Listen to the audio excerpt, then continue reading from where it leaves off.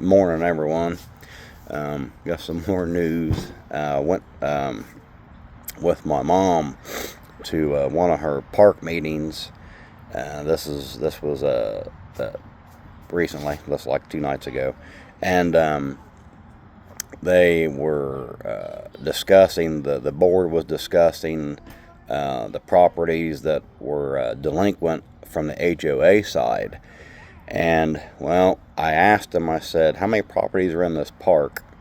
And there's 233 properties, and 18 of them are in delinquency with the HOA.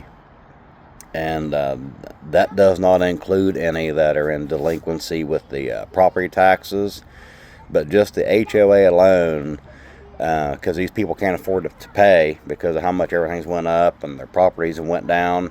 But that's like 8% of their entire park just on the HOA side are going to get foreclosed on, because they moved a motion to foreclose on all of them.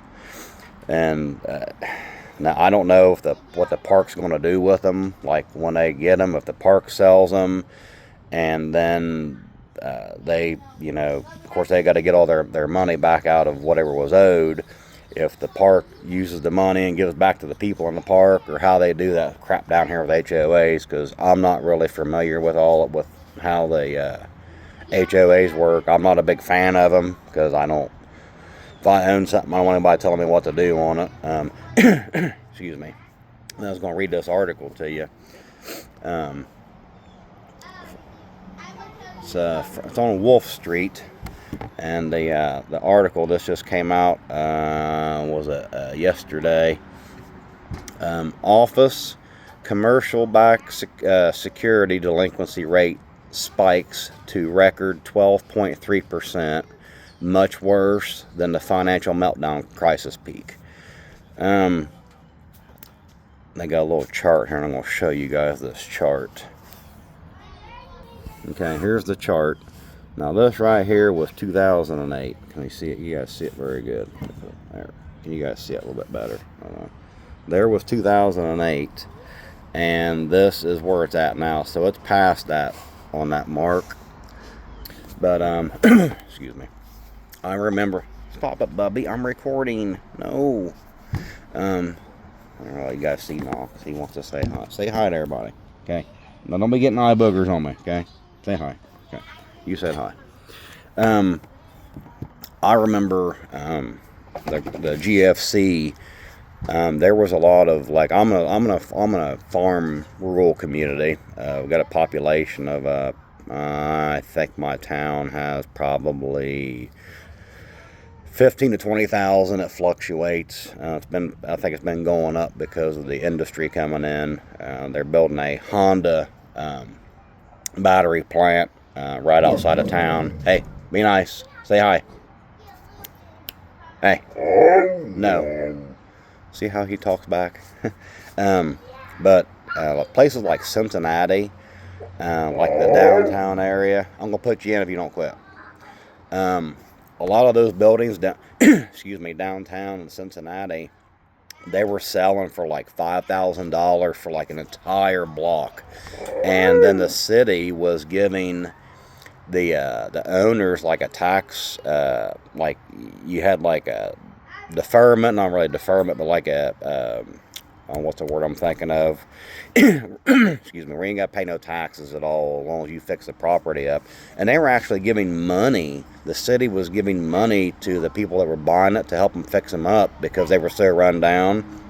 Now this is in Over the Rhine, which back in the day, it was the whole part was really bad, but where they fixed a lot of it up, and they got like a trolley that goes around there, and this is in downtown Cincinnati, and they got like little markets and stuff. But there was one lady in particular that she bought this entire building. And I think it was five floors to it, and she redid it and like put like apartment, condo, townhouses in each levels, and she was selling them off. And I from what I gather, she paid $5,000 for the building, and I forget what she had to put in it to get it all renovated. and then she sold them, and I think she made, I forget, it was several $1,000,000 she made out of this selling by the time she sold each thing off in the building. And I would assume with it being like that, it would be like an HOA, because they all kind of got to chip in for the maintenance and all that. But that's just kind of, crazy on how people was buying stuff so cheap. But with the delinquency rate getting higher than what it was during the GFC, you'll see the same thing again, if not worse. It's probably going to be worse. I know with the auto delinquencies, last I was reading, they were like 1/4, 25% of all auto loans are in some type of default. 08, I remember people was letting their cars go. then they let their houses go, because they were losing their house. I mean, they were just lost jobs. I mean, because job losses were real bad. This time around, it seems like the same thing. The harder part of this is going to be because of the property values have skyrocketed at a higher percentage rate than what they did during 08, and that's just causing people's taxes to go astronomically high, to where they've either got to pay their taxes or pay their utilities and buy food, which that's why I said in Ohio we're trying to abolish the property taxes and just go with a straight income, or not income tax, but a sales tax, which I'm all for that, because like I said, I don't buy a lot of stuff, so it's not going to affect me much based on what I pay in property taxes now, and I divided it out over 12 months. There is no way in hell I would spend that much in sales tax each month. But no, it's kind of gloomy out this morning here in Sarasota. I thought it was going to rain, but the sun's coming out, and the weather forecast says it's going to get up in the high 70s again. So I just wanted to share those little stories with you. The one about my mom's park, and then the one about the commercial backed securities going into default. If you want to check on, excuse me, like your foreclosures and stuff, you can check on, it's a site called Adam Data, and they're pretty accurate on all their numbers, and they don't hide them like the government does, because it's like with the jobs numbers and all that crap just from Biden administration, where they were hiding all that, and then when it got exposed, and it's the numbers keep going down of, there was this many jobs. Well, no, there wasn't. You guys were hiding. You guys were, making it look good. The media was making it look good, just so everybody kept spending money.